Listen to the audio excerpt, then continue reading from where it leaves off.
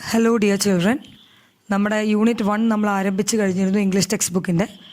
അത് ഒരു പോയം വെച്ചാണ് നമ്മൾ സ്റ്റാർട്ട് ചെയ്തത്, lines written in early spring. അന്നേ ഞാൻ പറഞ്ഞിരുന്നു ഈ ഫസ്റ്റ് യൂണിറ്റ് മുഴുവൻ നേച്ചറുമായി ബന്ധപ്പെട്ട ലെസൺസ് ആണ്. അപ്പോൾ അതിലെ നെക്സ്റ്റ് ലെസൺ, അതിലെ ഫസ്റ്റ് ലെസൺ എന്ന് പറയുന്നത് adventures in a banyan tree എന്ന് പറയുന്ന ലെസണാണ്.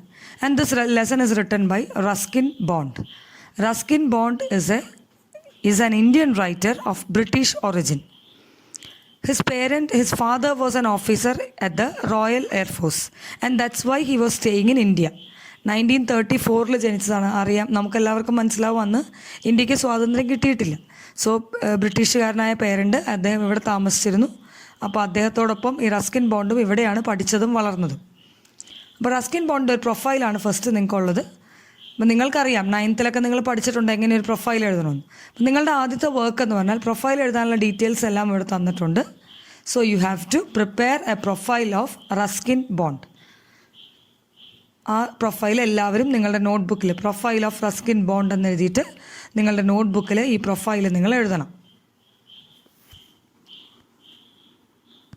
ഈ യൂണിറ്റിൽ നമുക്ക് 2 ലെസൺസ് തീർക്കാനുണ്ട്, അഡ്വഞ്ചേഴ്സ് ഇൻ എ ബനിയൻ ട്രീയും ദ സ്നേക്ക് ആൻഡ് ദ മിററും. അപ്പോൾ ആ 2 ലെസൺസാണ് നമുക്ക് പഠിക്കാനുള്ളത്. പിക്ചർ നിങ്ങളുടെ ടെക്സ്റ്റിലുള്ളതാണ്. ഈ പിക്ചർ നമുക്ക് മനസ്സിലാക്കി തരുന്ന ഒരു വലിയ സത്യമുണ്ട്. അതായത് nature is not a place to visit it's home. Nature എന്ന് പറഞ്ഞാൽ നമുക്ക് പിക്നിക്കൊന്നും പോകാനുള്ളൊരു സ്ഥലം, അല്ലെങ്കിൽ പ്രകൃതി രമണീയമായ സ്ഥലങ്ങളിൽ വല്ലപ്പോഴൊക്കെ പോയി ചുറ്റിയടിക്കാനുള്ളതല്ല.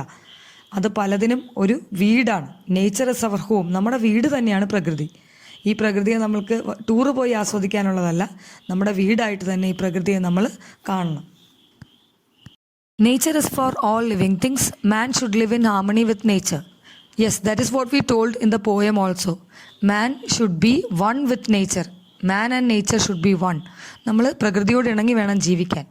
Being one with nature is always mesmerizing. Mesmerizing means it is very nice to be that. It is very exciting. It is really happy. It make us contented. It make us satisfied. നമുക്ക് എപ്പോഴും സംതൃപ്തി തരും. Have you ever got a chance to spend your leisure time with nature? പ്രകൃതിയോടിണങ്ങി നിങ്ങൾക്ക് നിങ്ങളുടെ സമയം, അല്ലെങ്കിൽ നിങ്ങൾ വെറുതെ ഇരിക്കുന്ന സമയങ്ങൾ പ്രകൃതിയോടിണങ്ങി ജീവിക്കാൻ നിങ്ങൾ ശ്രമിച്ചിട്ടുണ്ടോ? Let's read how a boy experienced and blended with the essence of nature. So in this lesson we can study a story about a boy who is completely blending with nature, who is completely blending his life with nature. Adventures in a banyan tree.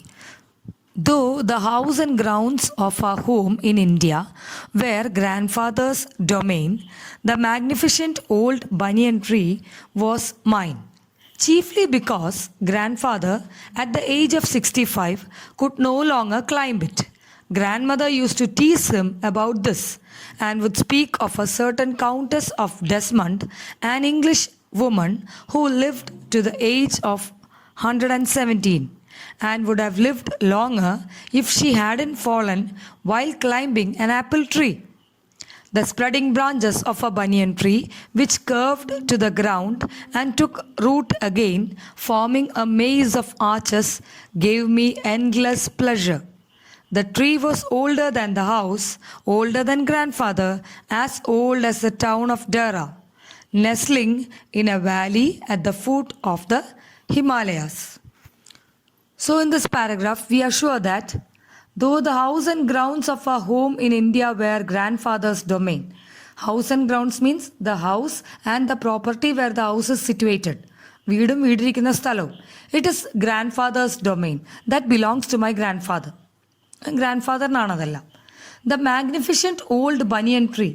അവിടെ ഉള്ളൊരു ഒരു കാര്യമെന്ന് പറഞ്ഞാൽ the magnificent, the very big old banyan tree was there. ഒരു വലിയ ആൽമരം അവിടെ ഉണ്ടായിരുന്നു. And it was mine. അത് ആരുടെ ആയിരുന്നു? അത് ഗ്രാൻഡ്ഫാദറിൻ്റെ ആയിരുന്നില്ല. It was mine. ഒരു ബോയ് ആണ് ഇവിടുത്തെ നറേറ്റർ. ഈ ബോയ് ആണ് നമ്മളോട് സംസാരിക്കുന്നത്. അപ്പോൾ the boy is telling. Boy എല്ലാം നോക്കിയാൽ നമുക്ക് കണ്ടാലറിയാം, ഐ അല്ലെങ്കിൽ ഐ എന്ന വാക്ക്, അത് നറേറ്റർ തന്നെയാണ് സംസാരിക്കുന്നത്. കഥ പറയുന്നയാൾ ഇതിലെ കഥാപാത്രവുമാണ്. വാസ് മൈൻ എന്നാണ് പറഞ്ഞത്, എൻ്റേതാണ്. Old banyan tree was mine because grandfather at the age of 65 could no longer climb it. അപ്പോൾ എന്താ ഗ്രാൻഡ്ഫാദറിൻ്റെ അല്ലാത്തതിൻ്റെ കാരണം? ഈ ട്രീയിൽ ക്ലൈംബ് ചെയ്യാനായിട്ട് ഗ്രാൻഡ്ഫാദറിന് സാധിക്കില്ല. ഈ 65 years old. ഇനി ഈ ഗ്രാൻഡ്ഫാദർ ക്ലൈംബ് ചെയ്യാത്തതിൻ്റെ ഒരു കാരണവും കൂടെ നമ്മുടെ ഈ ബോയ് പറഞ്ഞു തരുന്നുണ്ട്. Grandmother would use to tease him about this. Teasing എന്ന് പറഞ്ഞാൽ ശരിക്കും കളിയാക്കാറുണ്ട്. ഇടയ്ക്കിടയ്ക്ക് ഈ മരത്തിൽ കയറാതിരിക്കുന്നതാണ് നല്ലത് എന്ന രീതിയിൽ ടീസ് ചെയ്യാറുണ്ട്, കളിയാക്കാറുണ്ട്. അതിനൊരു കാരണവും പറയുന്നുണ്ട്. Would speak of a certain countess of Desmond എന്നുള്ള സ്ഥലത്ത് ബ്രിട്ടീഷുകാരാണല്ലോ ഇവർ ഒറിജിനലി. അപ്പോൾ ആ കൗണ്ടസ് ഓഫ് ഡെസ്മണ്ട്, അവിടുത്തെ ഒരു പ്രഭ്വി, അവർ ഒരു ഇംഗ്ലീഷ് വുമൺ, അവർ 117 വയസ്സ് വരെ ജീവിച്ചിരുന്നു. Who lived to the age of 117. ആ 117ലും അവർ മരിക്കില്ലായിരുന്നു. She would not have died. But what happened? She tried to climb an apple tree. ഈ 117 ഇയേഴ്സ് ഓൾഡായ നമ്മുടെ കൗണ്ടസ് ഓഫ് ഡെസ്മണ്ട് എന്ത് ചെയ്തു? She climb an apple tree. എന്നിട്ട് എന്തു പറ്റി? She fell from the apple tree. She fell down from the apple tree and she died. അപ്പോൾ ഇത് ഈ കഥ ഇടയ്ക്കിടയ്ക്ക് ഗ്രാൻഡ് മദർ പറയുമായിരുന്നു. The spreading branches of a banyan tree which curved to the ground and took root again. നമുക്കറിയാം ആൽമരങ്ങൾ എങ്ങനെയാണ്, അതിൻ്റെ മുകളിൽ നിന്ന് വരുന്ന ബ്രാഞ്ചസ് താഴെ മുട്ടി അത് വീണ്ടും റൂട്ടഡായി അവിടെ നിന്ന് വീണ്ടും അടുത്ത ഓരോരോ ശിഖരങ്ങൾ ഇങ്ങനെ വന്നുകൊണ്ടിരിക്കുകയാണ്. To the ground and took root again, forming a maze of arches. ഒരുപാട് വള്ളി പോലെ ഇങ്ങനെ തൂങ്ങി താഴത്തേക്ക് വരികയും അതിൽ നിന്ന് പുതിയ നാമ്പുകൾ ഉണ്ടാവുകയും ചെയ്യുന്നു.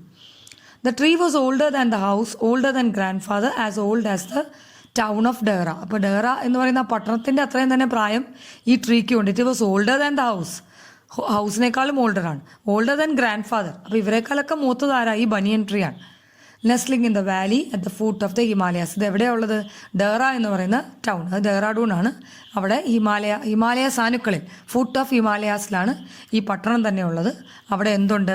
അവിടെ ഈ ബനിയൻ ട്രീയും ഈ ഗ്രാൻഡ് ഫാദറിൻ്റെ വീടും അവിടെയാണ്.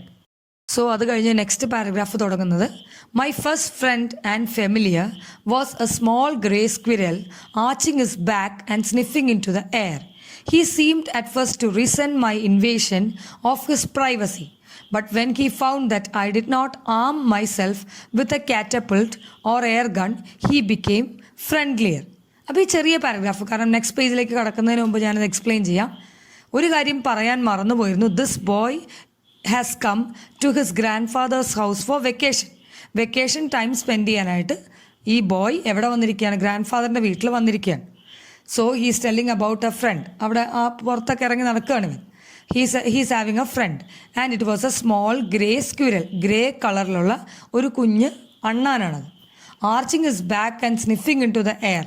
ആ sniffing into the air എന്ന് പറഞ്ഞാൽ അണ്ണാൻ ആ നടക്കുന്ന വഴിയിലെല്ലാം ഇങ്ങനെ മൂക്കൊണ്ട് മണത്ത് നോക്കിയാണ് നടക്കുന്നത്.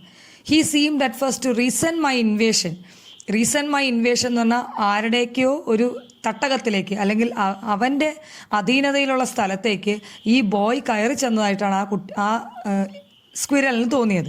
അതുകൊണ്ട് തന്നെ അതിനെ പരമാവധി റിസെൻറ്റ് ചെയ്യാൻ അല്ലെങ്കിൽ തടയിടാൻ അല്ലെങ്കിൽ അത് നിർത്തിവെക്കാൻ അവൻ ശ്രമിച്ചിരുന്നു. But when he found that I did not arm myself, എൻ്റെ കയ്യിൽ ആംസ് ഒന്നുമില്ല അല്ലെങ്കിൽ ആയുധങ്ങളില്ല എന്ന് കണ്ടപ്പം, വിത്ത് എ കാറ്റപ്പിൾട്ട്, ഈ തെറ്റാലി പോലത്തെ ഒരു സാധനമാണ് കാറ്റപ്പിൾട്ട്, ഓർ എയർ ഗണ്ണൊക്കെ പക്ഷികളെയൊക്കെ വെടിവെക്കാൻ ആളുകൾ ഉപയോഗിക്കുന്നതാണ്.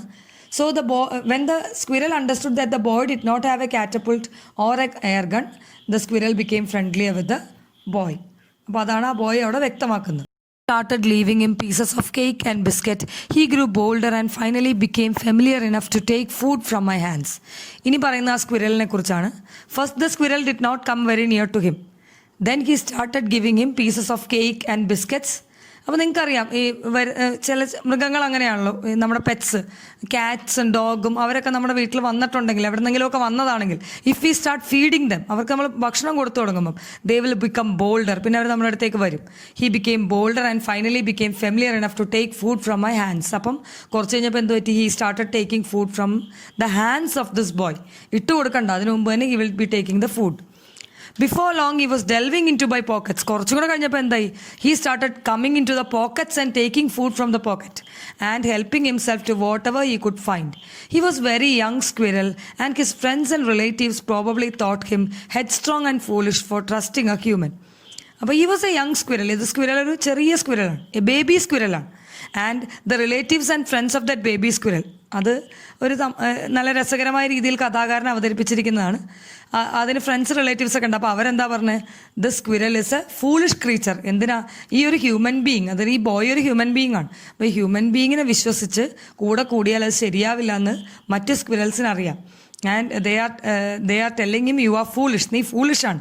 ഒരു ഹ്യൂമൻ ബീങ് ആയിട്ടുള്ള ഫ്രണ്ട്ഷിപ്പ് നല്ലതല്ല എന്ന് അവർ പറഞ്ഞു കൊടുത്തിട്ടുണ്ടാകും എന്നാണ് കഥാകാരൻ്റെ ഒരു ഇമാജിനേഷനാണ് കേട്ടോ അതെല്ലാം. In the spring, when the banyan tree was full of small red figs, birds of all kinds would flock into the branches. The red-bottomed bulbul, cheerful and greedy, gossip in rosy pastures, and parrots and crows, squabbing with each other all the time. During the fig season, the banyan tree was the noisiest place on the road. ഇനി പറയുന്ന spring സീസണെ കുറിച്ചാണ്. അതായത് ഈ ചെറിയ ചെറിയ കായകൾ ഉണ്ടാകുന്ന സമയം ബനിയൻ ട്രീയിൽ. അപ്പോൾ എന്താ, ഈ കായകൾ കഴിക്കാൻ വേണ്ടിയിട്ട് ഫിഗ്സ്, ചെറിയ ചെറിയ ഫിഗ്, അത്തിപ്പഴമാണെങ്കിൽ ആൽമരത്തിലെ പഴവും അതേ പേരിൽ തന്നെ അറിയപ്പെടുന്നു. Birds of all kinds, many types of birds will be coming to the branches of this banyan tree. അതിലൊരെണ്ണമാണ് റെഡ് ബോട്ടം ബുൾബുളും ചിയർഫുൾ ആൻഡ് ഗ്രീഡി ആയിട്ടുള്ള റെഡ് ബോട്ടം ബുൾബുൾ വരും. ഗോസിപ്പിംഗ് റോസി പാസ്റ്റർ, അത് വേറൊരു പക്ഷിയാണ്. പാരറ്റ്സ് വരും, ക്രോസ് വരും. ഇങ്ങനെ പലതരം പക്ഷികൾ വരും. സ്ക്വാബ്ലിംഗ്, അവർ വെറുതെ ചിലച്ചുകൊണ്ടിരിക്കും. With each other all the time during fig season. ഈ ഫിഗ് സീസണിൽ, അല്ലെങ്കിൽ ഈ സ്പ്രിംഗ് സീസണിനെ ഫിഗ് സീസൺ എന്നും പറയാം. ഈ ഫിഗ് സീസണിലാണ് banyan tree was the noisiest place on the road. ആ പരിസരത്ത് തന്നെ ഉള്ളതിൽ ഏറ്റവും എന്താ പറയുക, ഭയങ്കരമായ ശബ്ദ കോലാഹലങ്ങളുള്ള ഒരു സമയമാണ്, അല്ലെങ്കിൽ ഭയങ്കര നോയ്സി ആയിരിക്കും ഫിഗ് സീസണിൽ ഈ ബനിയൻ ട്രീ എന്നാണ് ഈ എഴുത്തുകാരൻ നമ്മളോട് പറയുന്നത്. ഓക്കെ.